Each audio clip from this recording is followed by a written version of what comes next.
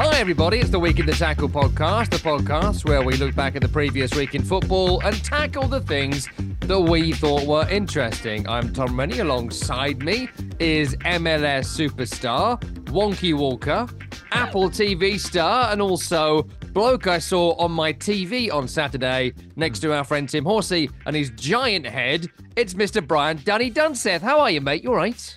I'm good, Rennie, but I'm not good. I'm great. Great MLS Cup experience. I got stories to tell. I got people to throw under the bus. But I just got back from the hip doctor. Dr. Jared Dunn, you are an amazing human being. I appreciate you. I'm not so appreciative of the size of the needle that you injected into my hip earlier this afternoon. But hopefully the pain will subside and get me through the next couple of months before the old hip replacement gets locked in and is on the table. But right now I still have tears. I have tears of pain and telling the story how I thought I might shit my pants, Tom Rennie, when that needle went into my skin. Sorry, Tim. But that's number one. I fought through it, and here we go. I just want you to know, guys, that Tim Horsey is not here with us for the recording today. He's going to pick this up in post, and I have been charged with noting down the swear time. So should have put that first one down. That's our first one inside minute one. I'm looking forward to when you've had the hip replacement. So when it finally comes around, we need to do like a live stream. We should do a live Week in the Tackle where you're on the serious good painkillers or like Coming out, yeah. And you're coming out of it like you've just had your wisdom teeth taken out, and we can ask you simple questions like, Dunny, what's the eyeball test on this? And we'll just show you a picture of like Dennis Irwin, and you can describe what you're seeing. That's what we need to do. That'd be amazing. But I'm glad you've made the show. I'm glad you're going to do this 40-minute recording through searing pain. I appreciate that. There's loads to talk about today. I think we should avoid Manchester United only because they're going to be playing whilst we're talking. So we're recording as the buying game. Well, they're warming up. So we'll get to see the game, but we're not going to see it. So we'll park that because we do a lot of fun Man United stuff. But I will just say when Bournemouth scored the third this weekend, I did text Dunny, I blame the Glazers. When Fulham scored their fifth, Dunny texts me back, I blame the Glazers. So that's it. That's it for today's show. There are some interesting things to talk about, and I want to start with what will be a lengthy part of the show on MLS Cup, because there's loads of angles to this, and Dunny was there working for SiriusXM FC. Very much enjoyed seeing you pitch side on the rare occasion in that first half when LAFC had an attack, or indeed the ball. So I enjoyed that, seeing that on our giant TV here, and your face looked massive. And I've got to say, thank you. Your Botox in high definition, certainly in UHD, which we have here, looks incredible. There's no, sure. They're moving a little bit now, but we know there's your two sons there are off camera with strings on your eyebrows, pulling them up. We know that's what's really happening. Yeah. And also Tim Horsey's face on a HD giant screen. Yeah. I mean, that is... You hate to see it, literally. Yeah. So for those that have missed this, now some of you listening in Europe will not have seen this as the big story that it was, but Columbus Crew, storied original club in MLS history, with all this incredible, there's a YouTube documentary you can watch, which I've watched, about how the club nearly went out of business, all that sort of stuff. There's a great narrative arc to Columbus Crew, which I'm sure Daniel will get into, but if you've missed it, they won MLS Cup this year, having won their conference final a few days ago, unexpectedly and dramatically against Cincinnati. They take on LAFC at their home ground, their football-specific home ground, Lower.com Field, and they beat LAFC, who won it last year with that incredible late Gareth Bale goal, winning on penalties, and they had incredibly actual Giorgio Chiellini in their teams. There's loads of narrative from this game. Dunny, before we get into you talking about your experience, which we want to know about, I will just say, if you've been listening to SiriusXM FC this week, you did such a great job. Thank you. Honestly, I'm happy to talk some shit with you on this show. Just got to write that down. 4 minutes in, Tom says shit twice. Sorry, Tim. But terrific job. The job that Dunny was doing is the bit where you jump over the hoardings and you do on-field interviews, and there are player liaisons and people that are trying to help you get interviews, but I don't want to dig anyone out who does this for a living because it is a very hard job, but there's a lot of people who just go, you've won. You must be so happy. Why are you so happy? You're amazing. Why are you amazing? You're going out tonight and fine. You got to say something. You got this amount of time with someone you weren't quite expecting, but it's not easy to ask good questions and have a good conversation. And I thought your questions were brilliant. You Thank listened to you. the answers of what they said and had an actual conversation with these people. And I just thought you did a terrific job. And we posted the Wilfred Nancy one and several others on the SiriusXMFC Twitter page. Definitely watch that one if you can, the crew manager. Impossible is an opinion. Great tattoo. If that is not like on the walls of Yeah. every part of the stadium when the next season comes around, I don't know what they're doing. So right, tell us about it. Tell us about being there. Tell us about the game. Tell us about why this is such a massive narrative for Crew to have won it.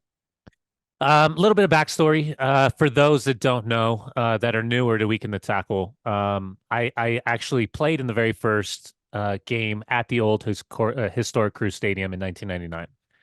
That was the first soccer-specific stadium that was built specifically for Major League Soccer, and all the other stadiums that we had played to in 96, 97, 98, and through 99, it was NFL stadiums, or it was college stadiums, or it was even high school stadiums. There was never a soccer-specific stadium. So Lamar Hunt, who was the original owner of the Columbus Crew and Kansas City Wizards, who was a part of the Kansas City Chiefs NFL trophy. He was gifted the name on the U.S. Open Cup trophy, the Lamar Hunt U.S. Open Cup trophy. So I played in that very first game in 99. In 2002, I was actually playing with the Columbus Crew with Lamar Hunt in the stadium at Historic Crew Stadium, and we won. We beat the LA Galaxy to win the first trophy. And for England listeners over in England, across the pond, outside of the United States, the U.S. Open Cup is the equivalent to the FA Cup. That would be the equivalency. It's the oldest historic tournament in the United States that has lasted through the test of time. So fast forward, I end up being unceremoniously traded. Not my choice. I wanted to stay in Columbus. Loved everything about Columbus. Had just bought a house, and end up throughout the course of the years still have an incredible dynamic with people within the club, people that worked for the club, people that were no longer with the club, with the city, with fans, with former players, with former friends. So every time I go back to Columbus, I actually did, should probably tell this as well, the previous owner, Anthony Precourt, when they did the rebrand, when they got away from the three guys wearing the hard hats, which I still think is one of the most iconic Bring it back. pictures. The Bring it tifo back. that they did was amazing. It was cool.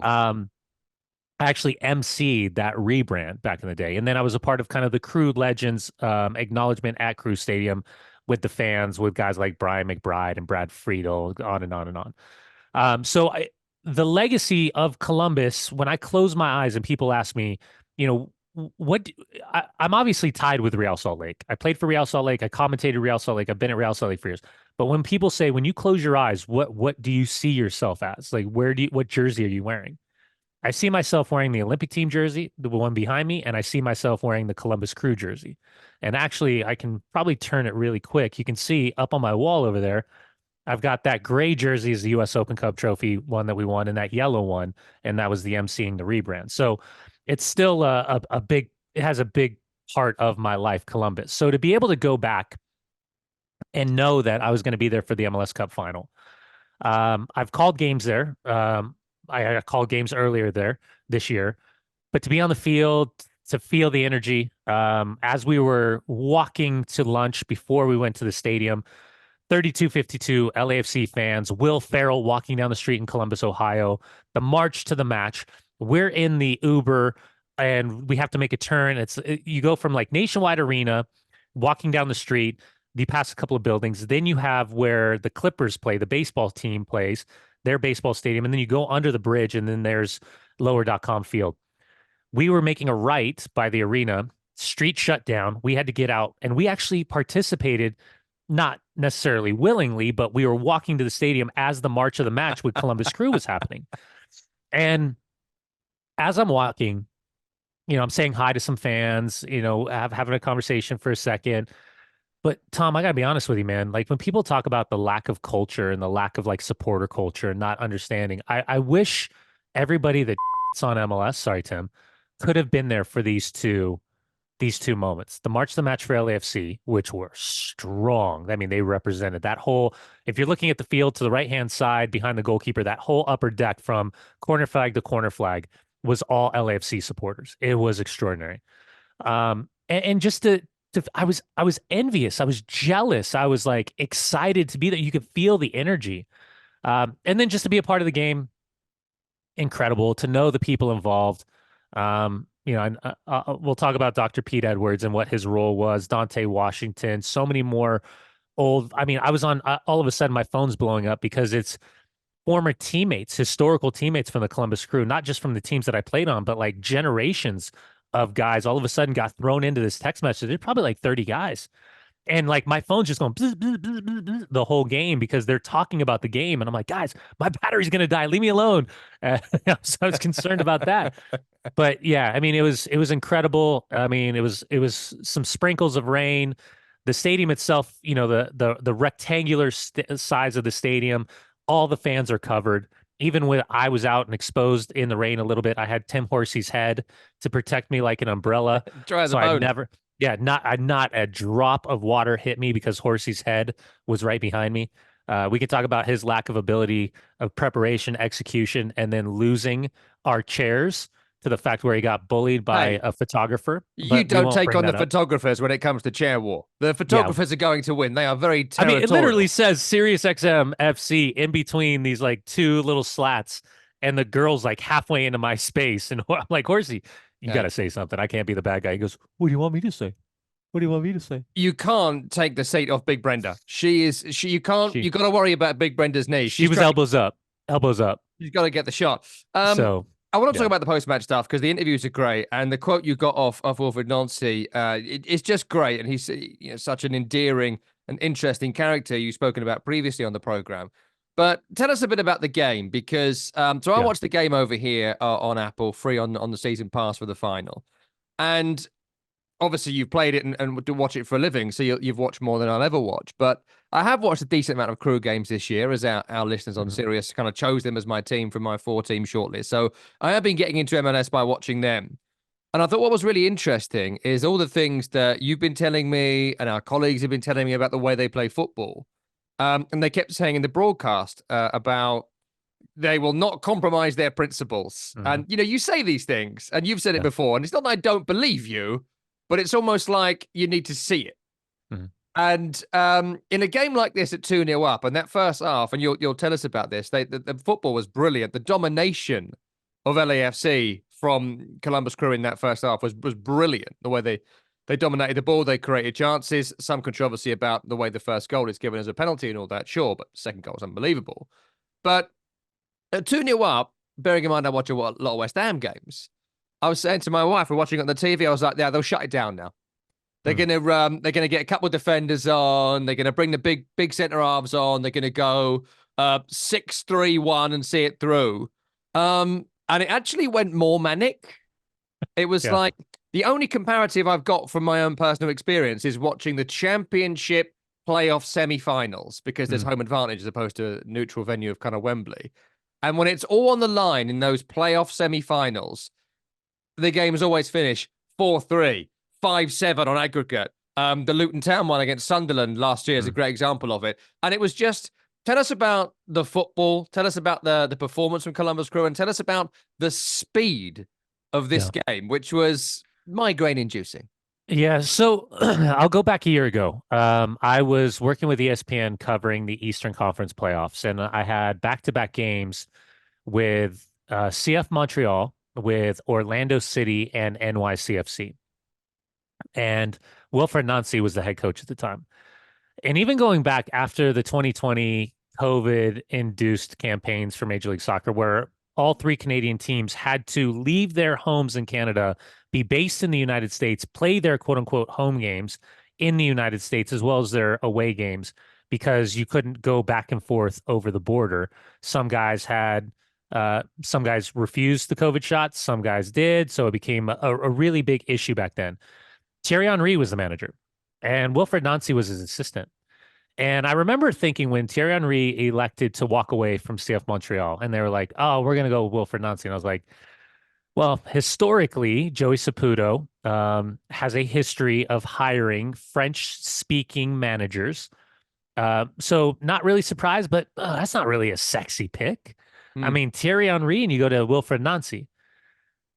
I couldn't have been more wrong. I'm friends with Kai Kamara, who at the time was playing up in CF Montreal. And I was asking him about Wilfred because I was having some great conversations with him. And it was really enlightening because you have some managers that don't say anything. You have some managers that'll kind of give you everything. You have some managers that are right in the middle.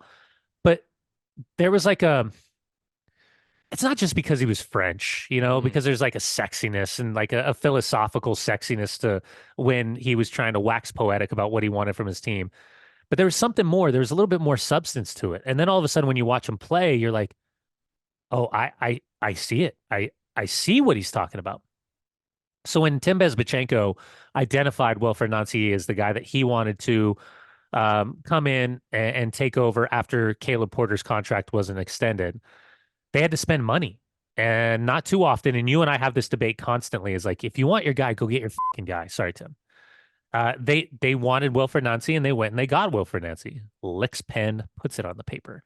And Wilfred has been phenomenal this whole year. I've gotten to know him. I mean, I don't suggest that we're friends by any means, but I've had enough Columbus Crew games where I've been able to be on phone calls, be on Zooms like we are, and ask him about style of play, ideas about building out of the back, the system that he plays with the three center backs. When he brought Camacho in, what he was looking for. When he slid Morera into a right side center back instead of an out and out winger, bringing in a Farsi, what he was looking for.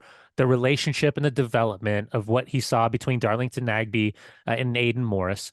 I mean, remember, Lucas Zelarayan, one of the best number 10s in the league, decides that he wants the monopoly money overseas. And what do? They bring in Diego Rossi. They spend some of the money on Diego Rossi. They've gotten younger, more dynamic. I would say actually better because Cucho has more movement. Diego Rossi's got more verticality, if you will, as opposed to Zelarayan operating underneath. And I loved Lucas Zelarayan as a player. Alex Matan, who was this really dynamic, kind of Haji-esque young Romanian coming over who was sent out to pasture by Caleb Porter, who probably would have been gone, all of a sudden has this new lease on life. He's an absolute starter. They go get Christian Ramirez. They bring him back from Scotland. He's got a role to play. Everybody got better. And the speed of play, the style of play, to your point, there's a compromise, but it's not a compromise in terms of how they view the game, what they want to do with the ball. The compromise is, hey, we know we're going to fatigue out some players. We know we're going to have to make some adjustments. I mean, to bring in Christian Ramirez, to move Diego Rossi a little bit differently, to take Matan off, but then to add Zawadzki and to give him a little bit more bite, a little bit more fresh legs. Losing Darlington Nagbe with 15 minutes remaining because systematically he was being fouled to an extent where he was just, I talked to him afterwards, his body is just, he was limping. I saw Morera at the after game party, celebratory party. He was limping in. I was joking with him. I was like, doesn't hurt as bad as it usually does, huh? And he's like, nope, feels a little bit better today. And he was visibly limping in. So, yeah, man, the story saved the crew. At the time, the systematic, I would say, compartmentalization of what the club was happening, the idea of trying to get a stadium downtown, the building of the training facility, the Haslams coming in, Dr. Pete Edwards, who was the doctor from day one of the club, watching all this bull happen behind the scenes, sorry, Tim, to then be on the field and to get to talk to him for a few moments. If the game was at Bank of California Stadium, would it have looked different? Would it have felt different? Would there have been a significant home field advantage for LAFC? Absolutely. I still don't think that would have changed one iota of how Wilfred Nancy and Columbus Crew play. But there's something to be said. This was something that I don't think was talked about a lot, and I don't know. I haven't watched the broadcast. This was the first time these two teams have faced each other this season. First time underneath these two managers have actually met and played. I think fourth time they'd met ever. And it was all LAFC had won the previous three games. Crook against never Caleb Porter. scored. It was like 7-0 on aggregate, something like that. And so I think LAFC is the most dominant team in the Western Conference. Had their schedule not been as complicated, if you talk about CONCACAF Champions League, you talk about CONCACAF Champions League final against Club Leon back and forth. I think I want to say it was maybe their 57th game of the season in all competitions. If they didn't have all the extensive outside of Major League Soccer schedule games with Campeones Cup and Leagues Cup and all of those things, would they have probably won the Western Conference and had home field advantage subsequently? Yes, but the reality is they didn't. This is what happens with big clubs. And so Wilfred Nancy, Tom, I just think they're starting. Mm. I, I mean, 2 MLS Cups and a Campeones Cup in 3 years, right? This group of players, they've gotten younger. Their average mean age is anywhere between 24 to 25. With this coach, with Bezbachenko as the general manager, with what the infrastructure looks like, with the amount of money that's available to them from this ownership group, I think you're talking about in real time, in 3 to 4 years, we're talking about a quote unquote super club. Mm. Like we were talking about at a time for Atlanta United, what we've been talking about with LAFC. And ultimately what we're gonna, I think, get into the conversation, the narrative, obviously with Inter Miami. But right now, I think you're looking at some really mean years for the Columbus Crew. There's one other thing I wanted to ask you because obviously you were there in the stadium on the day, and you were at the end that LAFC were, I'll say, attacking in the first half, though there wasn't much Yeah. attacking going on. At the other end is where Crew scored their 2 goals. Look, there Yeah. is some controversy in the handball and the penalty. I won't ask you about that because, It's a handball for me. yeah, it could be, Yeah. it could not be. It was given, it wasn't going to get overturned. There's not much ground for us there, I don't think. But I did want to ask you this because I think there's something really fun about that difference between being in the stadium and watching on TV. Because when you're watching on TV, when that Amundsen ball goes through, after that, whatever it was, 30 pass move, Yeah. maybe more than that for what is the winning goal, the Yeboah goal, there's that bit where the pass that he is playing looks so daring. Hmm. On TV, you don't know Yeboah's there. So you think he screwed this up. He screwed Yeah. this pass up. It's the end of a passing move. There is no Yep. runner. You assume it's Hollingshead at fullback is going to be there. Yep. And then there's that great bit where, I wanted Crew to win. So I was like, oh, he's not there. And there's the runner. And then he's picked Yeah. it up. And then he's Yeah. through. And there's that great bit. And I always think about, I know I use any excuse to bring up the Conference League final, but there was that great bit I mentioned to you where Paqueta plays it through to Bowen. And Mm-hmm. there was some guy, Dave, who I met on the night, not seen again since. And he's like, Tom, he's going to score here. And you're like, shut up, Dave. And he's like, he's through. This is it. This is the moment. And you're like, shut up, Dave. And then he scores and it's brilliant. But you had that vantage point where you could see it almost right down the barrel. So you Lined must up. have Yep. seen that whole passing move. And you Yep. are one of the 20,000 people of the millions watching who knew your ball was in before anyone else watching. Tell us a little bit about the goal. Tell us a bit about your vantage point seeing it. Yeah, so there was 3 moments, and by the way, with Morera and Amundsen, those are both outside backs that are playing as internal center backs on either shoulder of Camacho. And remember, Amundsen, he came over after an ACL tear that from the previous left back, and he came over. It was Sands tore his ACL, and Sands was unbelievable to start the season.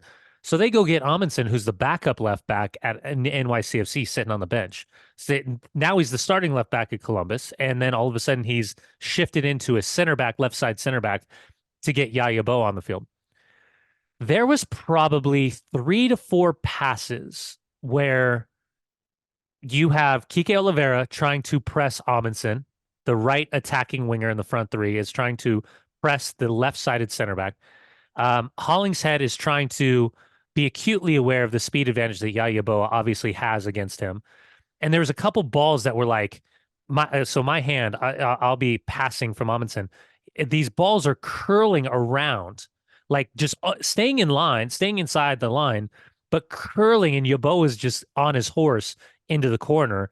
And Hollingshead was trying to find the balance, and I've been there, and it's terrible. It's the worst feeling in the world when you're isolated, when you know you're coming up against the athleticism and the verticality and the speed of a player, and you know that the guy passing the ball, if there's no immediate pressure, like you got to start cheating a little bit. The ball that leads to the goal, there were 3 balls that led up to that. And Amundsen were peeling balls down the side, just curling them around the sideline, around Oliveira, around Hollingshead.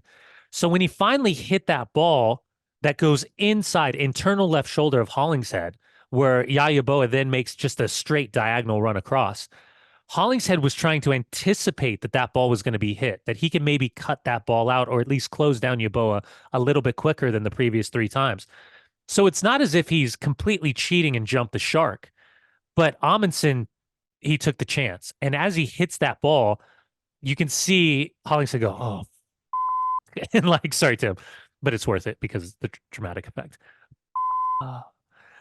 Then that's where Yeboah comes out of nowhere. And by the way, not for nothing, total left-footed player.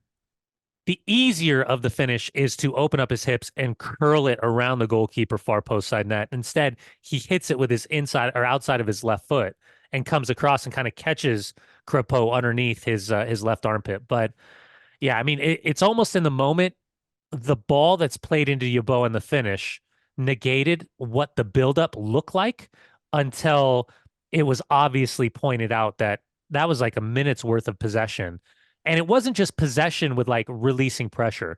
It was possession, play in, play back, play through, play the drag midfielders out. Ilie Sanchez getting tucked in. Where's Palacio getting pulled? You know, is Murillo getting sucked out?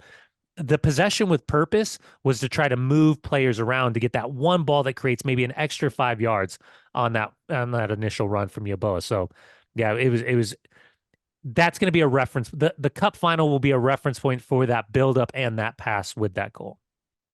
I want to move on to some other stories from this weekend. Before we do, though, before we leave MLS for now, we're back with MLS when the new season gets underway, when preseason starts, all that sort of stuff. Anything we not mentioned? Any final thoughts now the season is wrapped? You've been heavily involved in so much of it. It's been a new broadcast pattern, right? The whole of MLS changed dramatically with the Apple contract, which goes on for several more years. Plus the changes in format to the playoffs as well, building up to MLS Cup. What are your final reflections on the season now you've done your work for this year? Yeah, I mean, you know what it's like when you get the opportunity to work for a company, you want to put your best foot forward. You know, you want to prove that not only the bosses who gave you the opportunity, everybody that speculates that does he deserve to be a part of something, and then ultimately the individual pride to be a part of it. A normal MLS season, I would have averaged around 32 to 34 games for Real Salt Lake. And then in there, maybe 4, 5, 6 games for ESPN over the last couple of years. I ended with 49 matches for Apple. And obviously, Leagues Cup has a big role to play. It's been really fun, man. It's been really fun. I've been very, very fortunate. You know, the guy that I work with regularly, Max Prados, he's one of the best human beings possible to be around. Actually did my very first game with him back in 2006 on Fox Soccer Channel. It was David Beckham versus the Hong Kong 11. It was like 4 a.m. kickoff time. And to think about 2006, 2007 to all the way now to still be working with somebody is very rare. And he's not a kid. Sorry, Tim. He's a really good guy. He's really fun to be around. So to have that much fun, to see where this league is going, to see the investment, knowing what Apple has done, is trying to do, knowing some of the future plans ahead of the next season, knowing obviously the Lionel Messi effect had such a huge impact and has this enormous trickle down effect that people can't possibly wrap their heads around, much less myself. Yeah, it's been really fun, and to see everyone at Parlay in Columbus let their hair down, all of the Apple English and Spanish, all of the Fox English and Spanish, the SiriusXM family, we were all there. Even Tony Meola was taking Jello shots out of a syringe and drinking espresso martinis and going like, "Oh, dude, this is great. Why am I so wired?" And I was like, because you're drinking an espresso martini at 10:30 at night. Yeah. But he looked like Freddy Krueger, man. They were like syringes with Jello shots. He's got like 3 of them. He's like, "These are great. Jello." I was like, it's a little bit more than Jello, you knucklehead. Wreck-It Ralph. But I mean, to be fair, in Tony Meola's hands, they might have been the giant syringes they used to inseminate cows, for all we know. It's a great visual picture. Yeah, it's all there. I don't know if he inseminates cows at the weekend. We'll find out if he ever talks to us again. Right, there's a few other bits I wanted to talk about on the program before we're out of time today. And I know you were very busy this weekend, so you wouldn't have seen all the Premier League stuff, so I won't throw anything too kind of specific at you for now. But I did want to talk to you broadly about Aston Villa, who we spoke a bit about on last week's program. What a game. And well, on last week's show, we were like, well, we'll talk about a title run, and we'll talk about being, look, if they're in it, and they are in it currently, they are the 4th favourites to win it. That in itself is a terrific achievement. So, like, to say they're in the title race does not mean we think they're going to be champions. But if you put 20 teams in the list, they would be 4th in it currently, though technically they're 3rd over City currently, but whatever. since we last spoke, they beat Man City on the Wednesday. They then beat Arsenal on the Saturday, the late game on the Saturday. And I was working on this game at the weekend, and it really felt important. It felt like an important game of football. And the incredible thing about Aston Villa, and I'll tell you this right now, I want them to win the league so much. I would love to Really? see Aston Villa win the league. Firstly, we all need someone who's not Man City to win it, right? Mm. Like, with all due respect to Manchester City supporters who were there before the Sovereign Wealth takeover, the dominance of Man City in the Premier League is damaging to the Premier League. And in the end, it's going to be damaging to Manchester City. There needs to be other teams that do win it. There needs to be a flux of clubs and champions. And if you're not getting that, something has gone dramatically and drastically wrong in your league, and it's got to be fixed. Don't take it personally. If you don't win it this year, I'd be more than happy for City to win it next year, but someone else must win it every single year. That's what the league needs. That's what you need. You just don't know it yet, right? It'll be good for you for that to happen. And look, Liverpool and Arsenal will be good stories, but Aston Villa, the journey they have been on in the last few years from circling the plug hole at the back end of Randy Lerner's time in charge when there was no further investment. Before that, when Martin O'Neill was in charge and Gabby Ogbonnahor and John Carew and Stuart Downing and Ashley Young, really good team. And they were a top four challenging team for a few years, Aston Villa. Financial issues, it fell apart. They got relegated. They come back up with Dean Smith in charge, who is now at Charlotte, of course, a big Villa man. He comes up with Jack Grealish. Jack Grealish, brilliant in the Championship, and then goes on to have a couple of excellent seasons at Villa as they stay up. They sell Grealish. They lose a cup final I was at, the Carabao Cup final. And at that point, their captain and their manager are Villa fans who've got them up. And it all felt together. And then suddenly they go. Dean Smith is sacked. Grealish has been sold. They never quite recover on the field from it. They hire Steven Gerrard, who was more interested in playing charity games for Liverpool than he was in managing Aston Villa. He takes his career so unseriously. He is managing in Saudi Arabia for as much cash he can stuff into his pockets. And that's fine. But it shows you that he never really took himself seriously in management in the same way that someone like Unai Emery does. I don't think he'd consider going to Saudi Arabia during what he would consider the peak years of his career. The game the weekend, Dunny, I think it was 9. I haven't got it in front of me now, but it was 8 or 9 players in the team against Arsenal were Steven Gerrard players.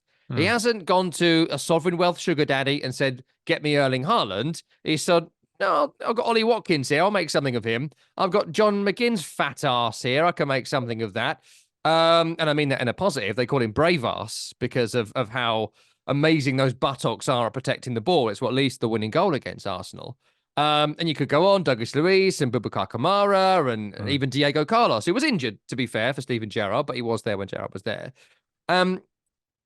He just gets them all to do the things they're supposed to be doing. And I know that sounds a little bit rudimentary, but the amount of times you go to a football match, and Dunny, you analyse football matches all the time, and you're really good at being able to pick, that's why this goal happened. There's always a reason why this goal happened. There's always a reason why this play happened. And it's a split-second decision gone wrong, or you didn't mark this person, or you got blocked off and couldn't react to it. There's always some reason why a goal happened.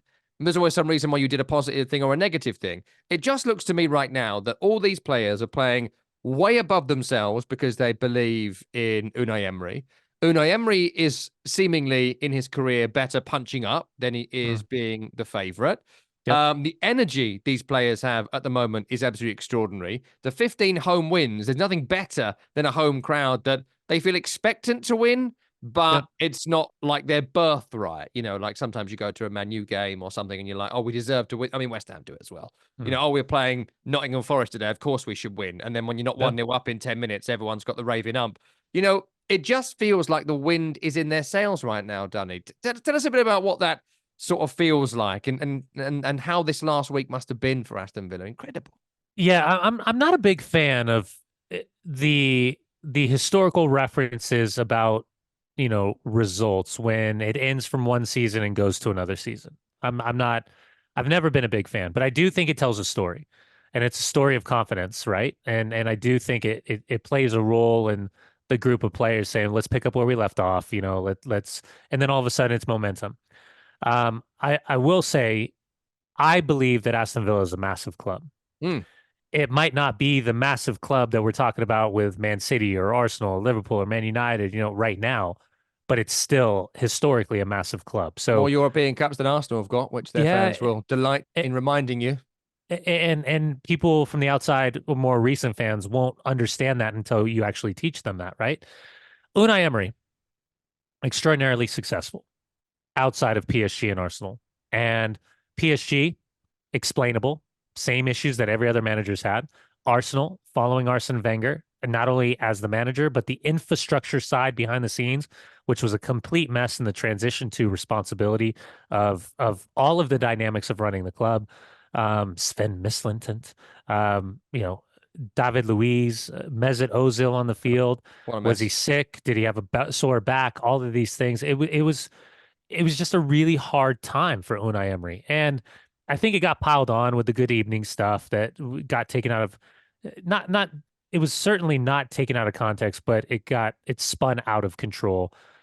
I don't think the spotlight and the pressure is anywhere close on him that it was at PSG and Arsenal. I think that's one of the things that he's benefited from. I think it's a very similar conversation when we talk about De Serbi and we talk Mm. about Brighton, is that it's almost easier for these players to find this type of success collectively because individually the pressure isn't on them if they have a poor game, like it would be if they Kai Havertz. If Kai Havertz was balling out at Aston Villa and had a crappy game, it's certainly not going to take the amount of heat that he takes being a part of Arsenal Football Club, right?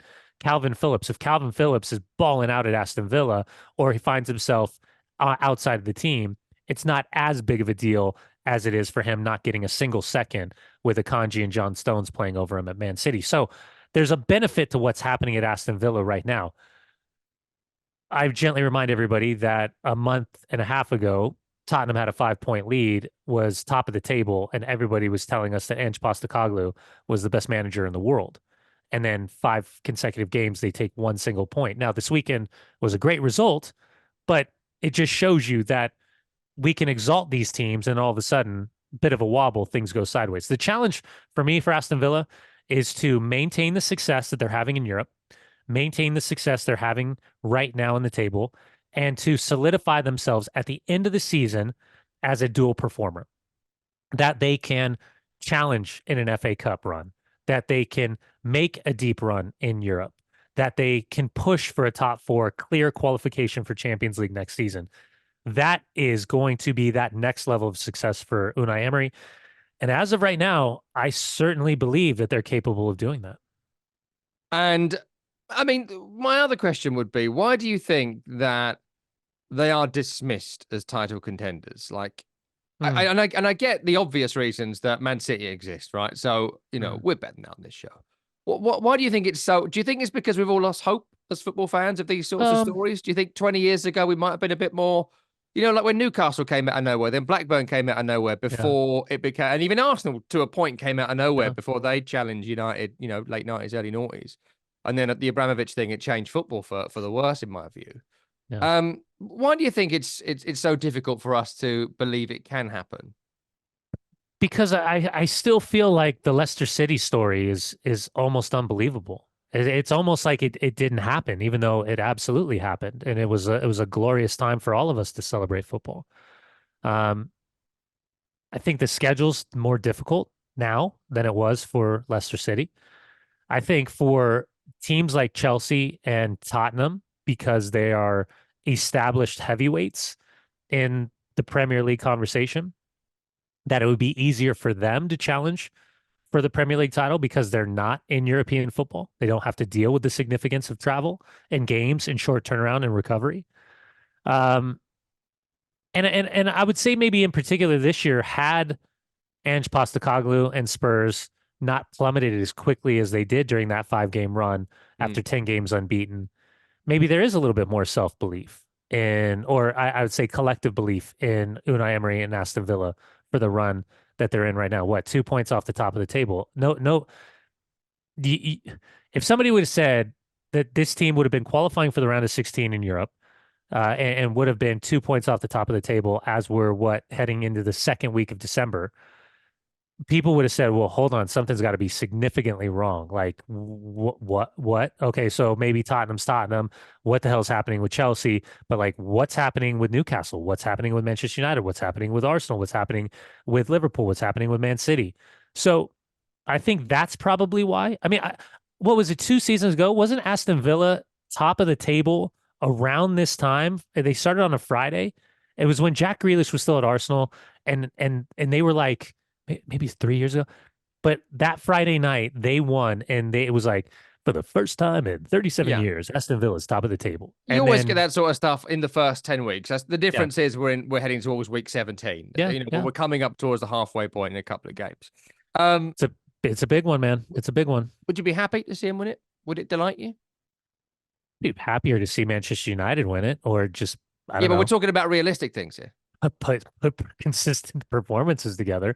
Um, I'd be happy for Unai Emery. I Yeah, really would. I'd be me happy too. for the club. I'd be happy for the supporters and the group of players. They're fun to watch. That's for me. I know I use this eyeball test, right? The eye markers, the visual aids, if you will, of dominance. I enjoy watching them play. Yeah. They got a little bit of shithousery. Sorry, Tim. A little Dunsethery. They've got a brilliant goalkeeper who's always a big part of the show. They've got a fun group of players. Um, I think they're super dynamic at times. Yeah, I mean, if you're gonna say none of the quote unquote established big six are gonna win it, who do you want to win it? I wouldn't have a problem with Aston Villa winning it. Yeah. Two other quick things, Danny, before we run out of time today. And I wanted to get your view on this specifically because I thought about you when I saw it. Tottenham 4, Newcastle 1 Hmm, was a scoreline this weekend, which was, my fault. I jinxed it. well, it was unexpected, this one. I jinxed it. Terrific performance again from Tottenham Hotspur. Though Newcastle, I feel no sympathy for the Kingdom of Newcastle United, but having to play the same team every 4 days for like 3 weeks, you're going to get results like this. There was a moment in the game where Vicario, the Tottenham goalkeeper, catches the ball. He then looks at Callum Wilson in the eye and does a kind of like pokes his tongue out, does a weird kind of what's that kind Yeah. of like thing Like in a his Jordan face. Pickford. Yeah, Jordan Pickford Yes. thing. Yeah. Really like weirdly animated, like there was some sort of thing going on there. I think earlier in the game, Callum Wilson had smiled at him or something, but nothing too deep. That leads to a bit of a row post match where Callum Wilson says Vicario lacked respect, and he said there are ways of winning and ways of losing, and that is not the way to go about things. Callum Wilson then took to the gram. Yeah. In fact, Vicario took to the gram, screenshotted the picture of him and Callum Wilson having an on-field row, saying, "Respect is given to everyone that respects me." I just wondered what your thoughts were about this weird Yeah. little schoolboy spat between these two players, and what you might have done if a goalkeeper had given you the how do I put this? A tonguing Yeah. during, The tongue. during the game? Does that work? When I saw it, I think there was a coming together on one of the crosses. Like there was a bump between the two players. And listen, goalkeepers are weirdos. It's a well-established fact. They're just a different breed. Um, and I, who knows, man? This is my whole thing. If you don't want someone to take the out of you, don't get absolutely smashed by the opponent. Like Vicario can do whatever he wants because he smashed them. They smashed Newcastle. And so, like, if you're gonna have a pop at him in the press, if you're gonna handbags at 50 paces, do your talking on the field. I'm not a big fan of like the whole Twitter and the gram and like the post match where nobody's around and you can have a shot and act like the tough guy and all that stuff. Although I do believe Callum Wilson would absolutely smash Vicario if it was a real throwdown. Brutal beatdown. Yeah, Absolutely. there'd be two hits: him hitting Vicario and Vicario hitting the floor. That would be it. But I don't know, man. I just think for me personally, just do your talking on the field. Yeah. The other part, like the going back and forth, who cares? I'm always here for a little bit of banter, but I didn't think it was anything outrageous to the extent of you've got to go out of your way in a post game pressure to start talking about respect. You earn respect on the field. You lose respect when you get absolutely smashed. Yeah. And in Callum Wilson's case, I have absolutely no sympathy because about 4 Christmases ago, West Ham played Bournemouth at the Vitality Stadium.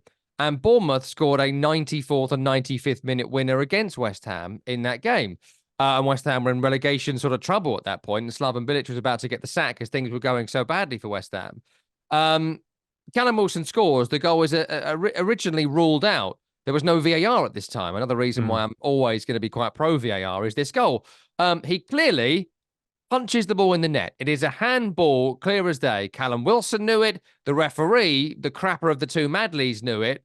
But because they weren't 100% sure, they decided to give the goal. But Callum Wilson knew he did the old Maradona. And in the post-match interview, now, look, you do it because I'm going to win. I'm going to win, and that's the way it goes. Yeah. In the post-match, and I'm annoyed about it, but I'd like to think I wouldn't do the same thing. But if my team did it, I'd begrudgingly accept it. Yeah.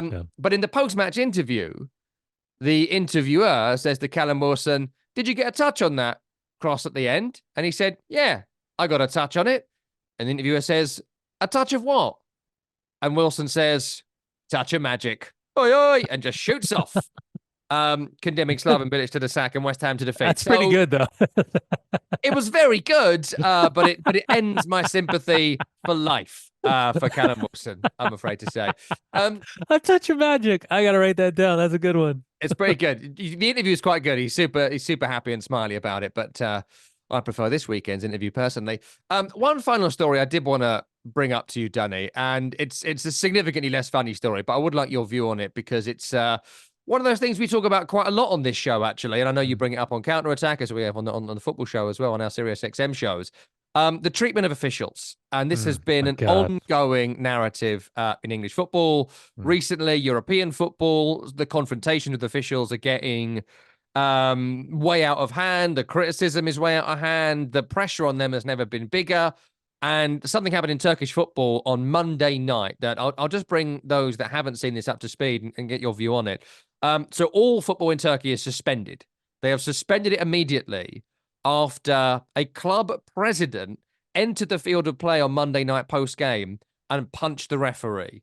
I'll try the pronunciations here, so forgive me if they're all wrong. The referee is Halil Umut Mela, and he is on the field, and the president of Angkukuru, Faruk Kosha, runs onto the field. He is the president, and he approaches the referee, and you sort of think, you know, there might be a confrontation here. I don't appreciate this sort of thing, but you don't expect what you do see, which is a right hook on the referee's face, which A, sends him to the ground, B, sends him to hospital, and then sparks chaotic scenes after the match. By the way, it broke his eye orbital. It's confirmed it broke his eye orbital as well. Yeah, I hadn't seen that. I knew he was in hospital. I mean, it's a horrible, horrible incident. The country's president, President Erdogan, spoke out about it, saying he condemns the attack. And when a right-wing demagogue is condemning you, you might have overstepped the mark. I don't know. But the other element to this is that the president of the Turkish Football Federation said that football matches are not a war. There is no death at the end. Not all teams can become champions at the same time, and we all need to understand this. We invite everyone to take responsibility. He goes on to say the irresponsible statements of club presidents, managers, coaches, and TV commentators targeting referees have paved the way for this vile attack today, which I thought was a really strong statement. And they have cancelled all football in Turkey. Who knows how long that will last? Shocking, despicable, cowardly thing to have done. And another example of, you know, there has been, I think, maybe pointed escalation when it comes to officials. And I think there is a decent response to that, in that we are trying to have a conversation at least about there is a line, we shouldn't cross that line. You know, Jurgen Klopp's comments on Paul Tierney being corrupt last year, we called out and said that was despicable and shouldn't have been allowed to happen. Mikel Arteta's comments post-match about things being a disgrace and the referees getting stuff wrong. Where is the line? Was that over it? Was that not? That was an interesting discussion point, which is still not resolved, by the way. Dunny, your thoughts on this? Because, you know, you're a broadcaster, you have played, and sometimes I think there's legitimate conversation to be had about mistakes and refereeing and VAR and all that sort of stuff. That's part of the pageant of this whole thing. But if people are so pathetic, they would punch the referee because a decision hasn't gone their way. Do people like you and I need to stop talking about referees completely because it riles up morons too much? Yeah, I would say it's definitely certainly a wake up call in terms of the conversation, the narratives, and how we all in our business cover this. Um, Listen, I can understand from a team employee's point of view that calls that when they go against them can build and lead to a point of termination and job termination and players being traded, sold, losing their job, contracts terminated. Managers are always the first to go. General managers, sporting directors, team presidents, obviously the culpability of losing and what happens then because you're judged on your results. And I understand that referees' decisions, while sometimes fallible, can lead to moments in which outrage can kind of teeter into a gray area. But something like that, this gentleman, if that's even the word I should be using, should be banned for life from football and all forms of football. He probably is going to face severe sanctions. What that looks like, that's up to those in charge. I would assume that jail time is certainly around the corner, or at least some type of assault charges. And I would absolutely hope that this referee files a lawsuit to take this gentleman for whatever he possibly can. Um, when I saw him rush the field, I was the same as you. I was like, well, he's probably gonna. It looked like he was aggressive enough that he was gonna bump it, but when that hand came over and he threw that haymaker, I think we all just stopped in our tracks when we saw it on social media. So yeah, I mean I think it's it's enough of a concern. I mean, listen, we had it here at the end of the season or during the playoffs with a couple of comments that came from Vanni Sartini, head coach of the Vancouver Whitecaps. He's going to miss 6 games, and I believe his fine is somewhere around $40,000 to start at the start of next season because of his comments made after the match against LAFC. Um, you got to we've got to figure out how to rein this back in. And I know the horse has left the stable, but I think we all in general have to figure out how to rein this back in because mistakes are going to be made. I think it's just a fallacy to think that VAR and all the technology that is available is going to be the defining factor in making every single call 100% absolutely correct. That's just not the case. We're humans. We do make mistakes. There is, there is failure, that is abject failure that will absolutely happen at some point. So yeah, I don't even know the right way to end something like this, but it's really scary when you see someone at that level of football in charge of that level of a club feel as though that he was riled to a point where that's the action that he felt he needed to take in the moment against a referee who was just out there doing his job. Yeah. And it just for me, it made me think about Roma at the back end of last season, Nancy Taylor and his family at the airport when Yeah. Jose Mourinho kind of waited for him in the car park and then wouldn't back down from his criticism of Anthony Taylor following that end of season game. And the way the Turkish Football Federation have responded to this by saying, well, no more football then. Like, Mm. if you can't, like, the referees are a very significant part of it. And without Yeah. them, it's a cliche, but without them, we don't have a game. We can't put this on. And for them to do this, I thought that was terrific. And I thought that there's some discussion right now about whether IFAB might put rules in that only the captain can talk to the referee in football matches unless the referee calls an individual over, which I would absolutely support. I think that would work quite well, and I think that's a good way to stop it. What we see. But I was thinking about Anthony Taylor, and I was thinking about kind of referees going down Asda at the weekend to get their shopping with their kids, and suddenly some entitled, I don't know, let's say West Ham fans, so no one comes at me, as a go at the referee. You cost us the game this weekend. You so and so, in front of their kids or whatever. And I thought the stance that they have taken. Now, this is a massive incident, so it had to have a massive response, and I get that. But let's say that after a game at the weekend, a manager, which we have seen, let's say Guardiola runs on the field to have a go at a referee and gets in his face and squares up to him. Let's say Pochettino after the Chelsea-Tottenham game Chelsea City game a couple of weeks ago, where he does that thing where he walks towards the referee and looks like he's going to scream into his face. Yeah. What if the Premier League and FA were like, right, if you do that and we see that, all your games are off? Mm. And then come and complain to me about your schedule. There's no game next weekend. There's no game the weekend after, but you still got to play those games by May the 30th. And, that might be a punishment for the other team, sure. But it might Mm. be like, right, last week of the season, because we had to cancel 2 of your games earlier, because Pochettino acted like a baby in this moment. I'm sorry, last week of the season, you're playing Monday, Tuesday, Wednesday, Thursday, Friday, and Saturday because we have told you that it has to be done by May 30th. And you did something we find so egregious and awful, we had to cancel your games. And we told you beforehand it was going to happen. It can't happen post, but if you warn it pre, there might be something in this from the way the Turkish Super League and the federation are handling this, because that is a serious, Arteta, I don't know how to control my emotions. Well, you might fucking control them if it might cost you the title. How about that, pal? I like that. Sorry, Tim. Oh, yeah. Sorry, Tim. I'm writing these down. Yeah, but by the way, I was thinking about, the immediacy of trying to minimize a situation like this would be to get some type of security team out and around the referees immediately following the final whistle. But then as I'm saying that, I'm thinking to myself, why should we allow it to get to that point? Yeah, sad. Why? Yeah, I mean, why would you need to have? I mean, maybe it's as easy as to say there's like a no entry, like when the referees go over to the monitor for VAR, maybe there's just a 15-foot box that, okay, this is the designated referee spot. No, but I mean, then the humanity side, the ability to shake the hands of the referees and all of that stuff after, the gentleman-esque type of feel to the game is lost if you, I horse left the stable, man, and I don't know how to get that horse back inside. Yeah, I mean, you can't do that, but let's maybe try and keep them on the farm as opposed to running wild in the streets.